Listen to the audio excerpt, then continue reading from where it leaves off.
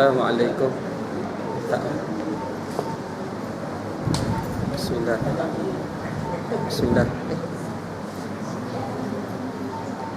Bismillah. Bismillah. Bismillah. Assalamualaikum warahmatullahi wabarakatuh. Alhamdulillah.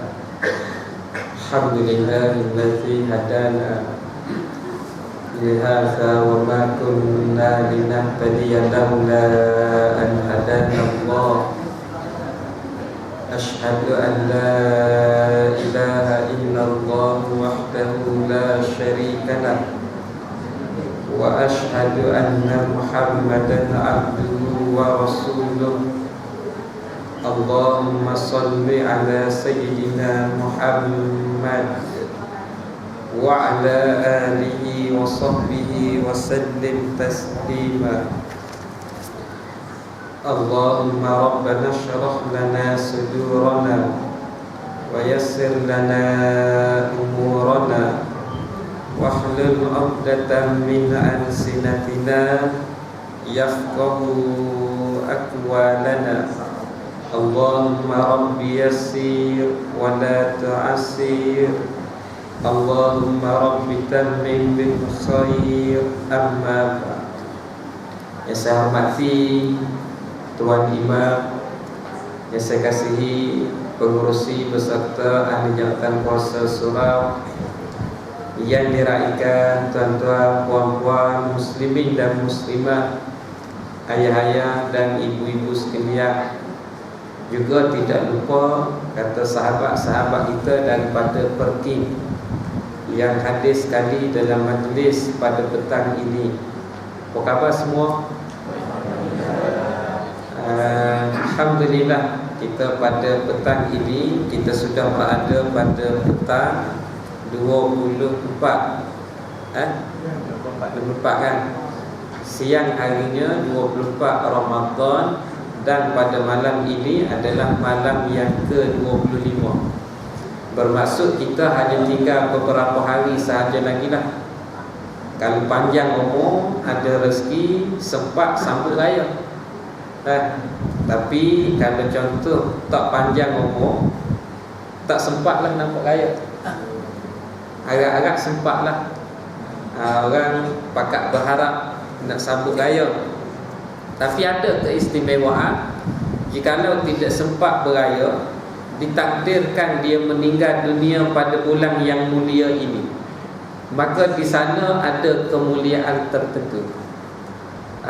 Kita mendapat berita tentang kematian sahabat-sahabat kita, kematian kawan-kawan kita, dan pada tahun ini menerima berita kematian yang cukup banyak. Dan kebanyakan kes yang kita duk biasa dengar tu melibatkan kemalangan jalan raya.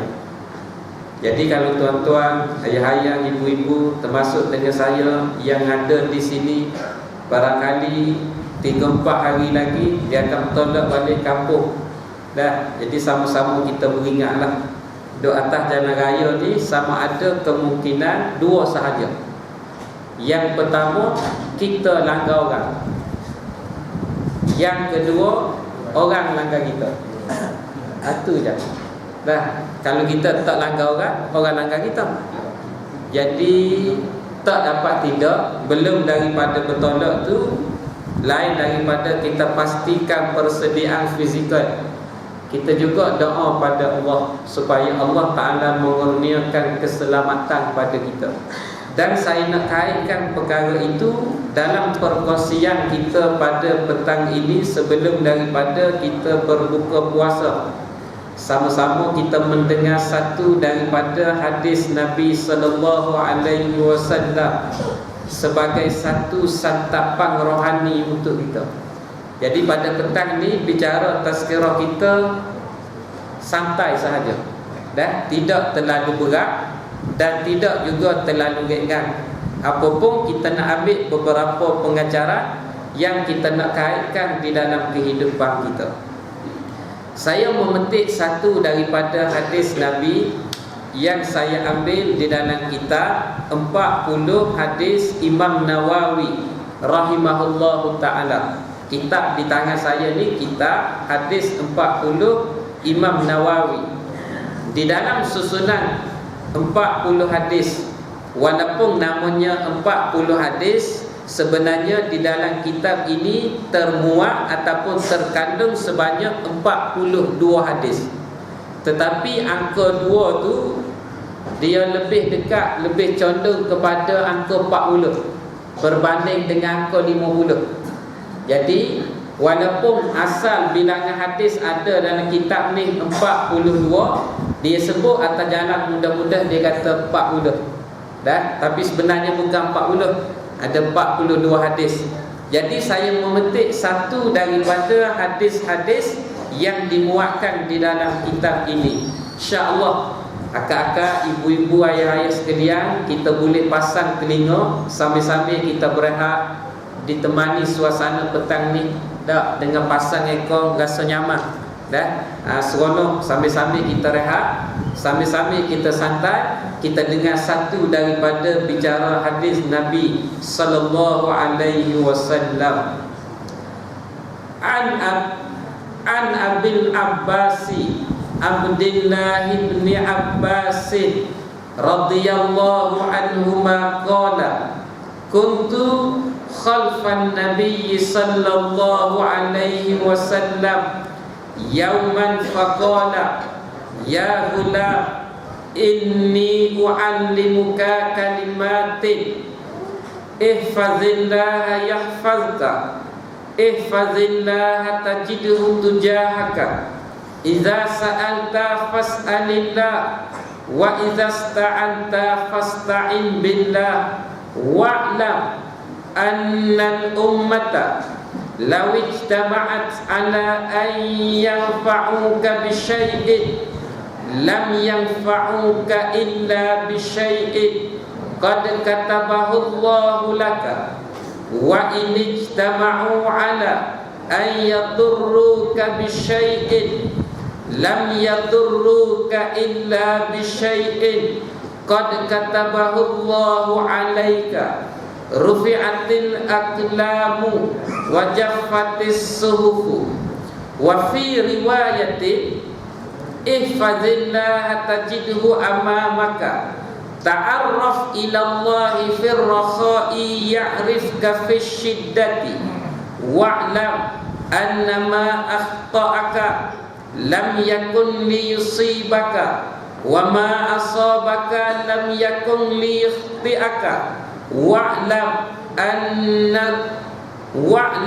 annan nasra ma'as sabri wa annal faraja ma'al karbi wa anna ma'al usri yusra atau kama qala. Hadis yang agak panjang.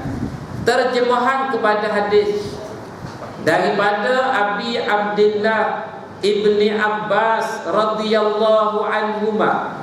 Katanya, kata sahabat yang kata nama Abdullah bin Abbas, pada suatu hari adalah aku di belakang Nabi sallallahu alaihi wasallam.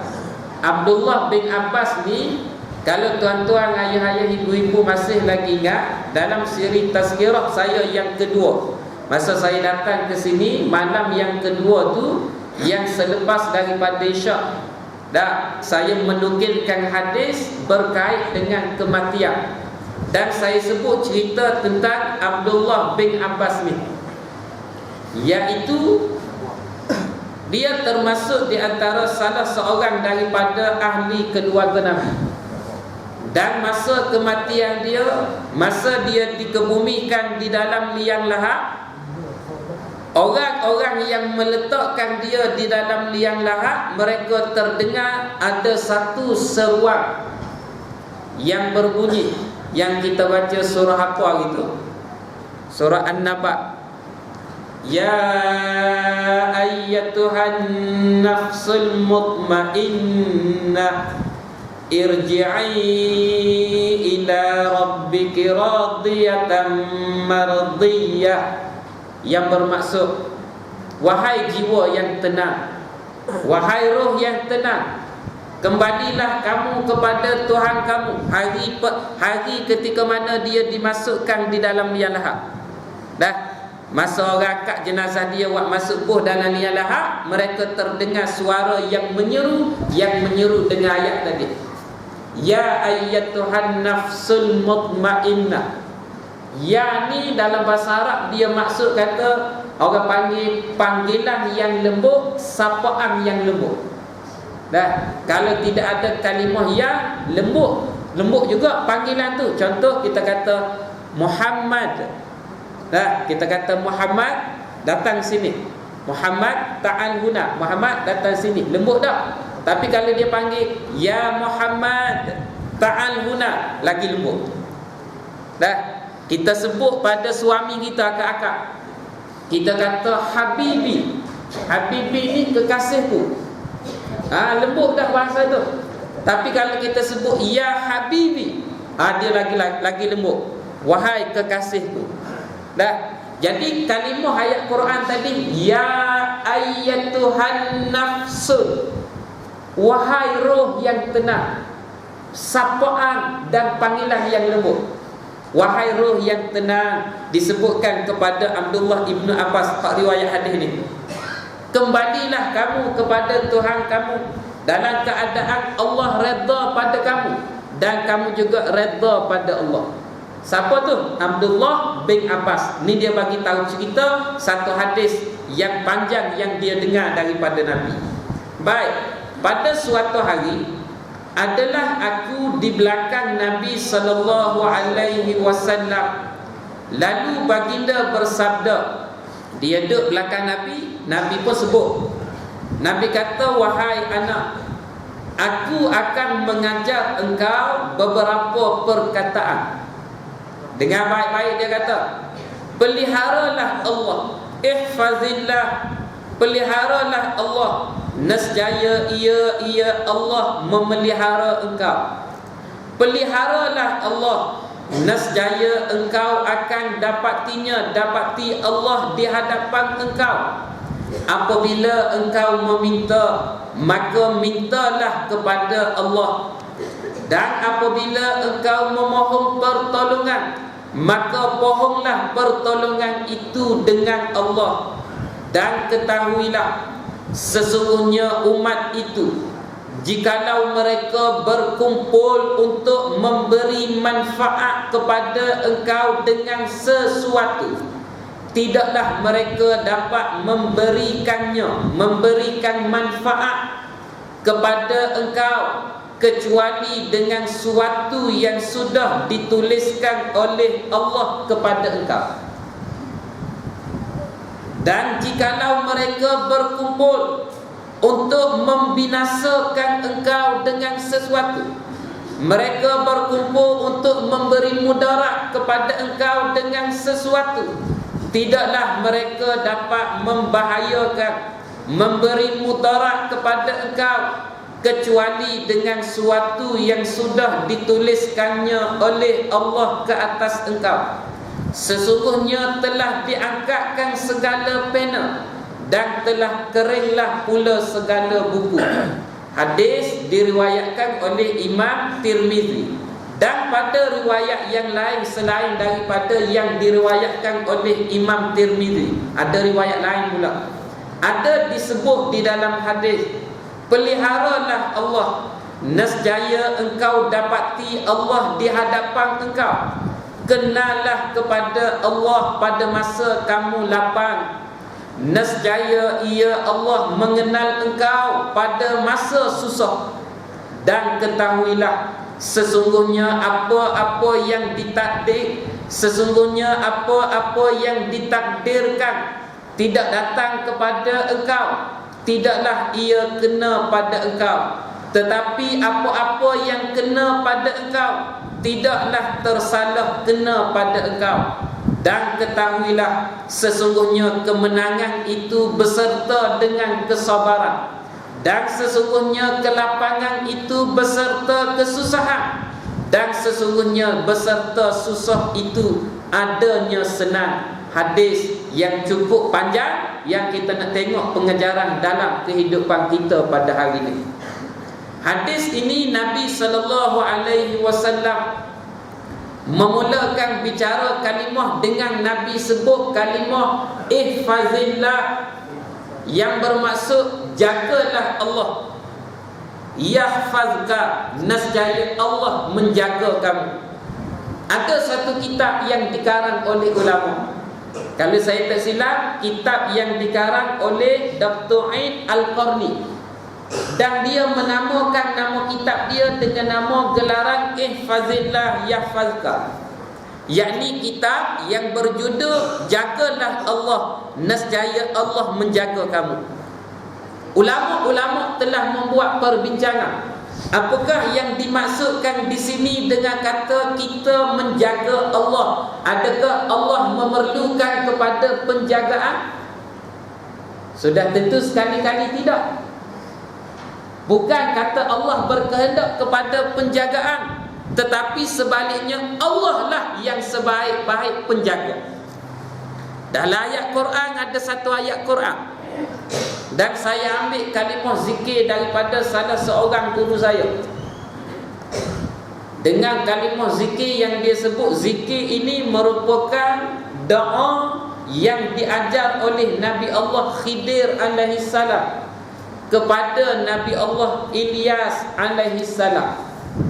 Dan guru saya dia sebut, dia kata doa ini dia dapat ijazah daripada guru dia. Siapa-siapa yang membaca doa ini sebanyak 201 kali, baca di hadapan Kaabah. Tapi terkena pergi Mekah lah.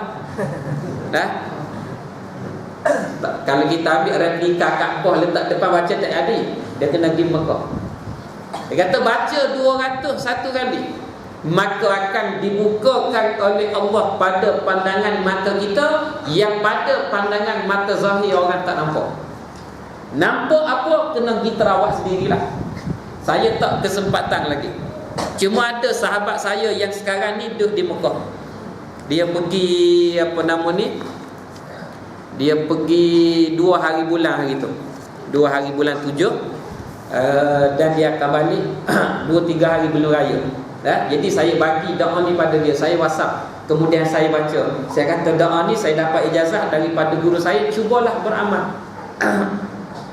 Mudah-mudahan jikalau Allah Ta'ala mentakdirkan melihatkan kepada kita sesuatu yang pada pandangan mata zahir tak nampak, bukannya menjadikan kita mendakwa pada manusia, oh aku nampak gini, aku nampak gini, bukan. Tetapi dia lebih menambahkan takut dan keyakinan kita kepada kehebatan dan kebesaran Allah. Boleh faham ke tidak? Kalau tak faham, saya tak faham juga. Doa zikir dia berbunyi Bismillahirrahmanirrahim, la yasukul khaira illallah, Bismillahirrahmanirrahim, la yasrifus su'a illallah, Bismillahirrahmanirrahim, ma kana min ni'matin faminallah, Bismillahirrahmanirrahim, la ya'ti bil hasanati illallah, Bismillahirrahmanirrahim, la hawla wa la quwwata illa billahil aliyyil azim. Disebut dengan nama Allah dan apa yang telah ditentukan oleh Allah. Maka yang kita sebut, yang kata berkait dengan Allah di sini, yang kata peliharalah, jagalah Allah, dengan maksud kata jaga dan pelihara tu macam mana? Ulama kata dengan kamu menjaga dan memelihara agama Allah, kamu memelihara hukum hakam Allah, kamu menjaga perintah dan larangan Allah. Kalau kamu jaga agama Allah, kamu jaga perintah dan larangan Allah, kamu buat apa yang Allah perintah, kamu tinggal apa yang Allah larang, nescaya yang akan menjadi pemelihara kamu bukan siapa-siapa, tetapi Allah yang akan memelihara kamu. Dalam satu ayat Quran disebutkan dengan lafaz Allahu waliyul ladzina amanu yukhrijuhum minadh-dhulumati ilan nur, yang bermaksud Allah menjadi penolong kepada orang yang beriman, yang mengeluarkan mereka daripada kegelapan kepada cahaya. Itulah Allah. dan jaminan daripada Nabi, siapa-siapa yang menjaga Allah, Allah akan memelihara dia. Dalam hadis kemudian Nabi menyambung, peliharalah Allah, nescaya engkau akan mendapati Allah di hadapan kamu. Maksud kata yang kata Allah di hadapan kamu bukan kata Allah bertempat di depan mata kita, tidak, tetapi Allah yang mendahului kita dalam pelbagai urusan kita. Di sana adanya panduan dan pertolongan daripada Allah. Dalam ayat yang lain, ayat ni biasa dalam kalangan orang Melayu kita masyhur dengan gelaran ayat 1000 dinar. Sebenarnya kita duk cuba rujuk, kita duk cuba tanya-tanya betul tak? Kata tak ada kaitan pun dengan 1000 dinar apa dinar pun. Tapi orang panggil ayat 1000 dinar. Siapa dia gantung ayat ni, dia gantung dalam premis-premis perniagaan. Dia buat sebagai ayat pelari. Padahal tuan kedai semayang ke tidak? Lepas tu dia buat pelari. Tak, iaitu ayat yang berbunyi wa may yattaqillaha yaj'al lahu makhraja. Siapa-siapa yang bertakwa pada Allah, Allah akan tunjuk padanya jalan keluar. Saya terkejut juga, saya pergi minggu lepas kuliah subuh di Taman Permata. Seminggu sebelum saya datang kuliah subuh, saya dah khutbah Jumaat kat situ. Jadi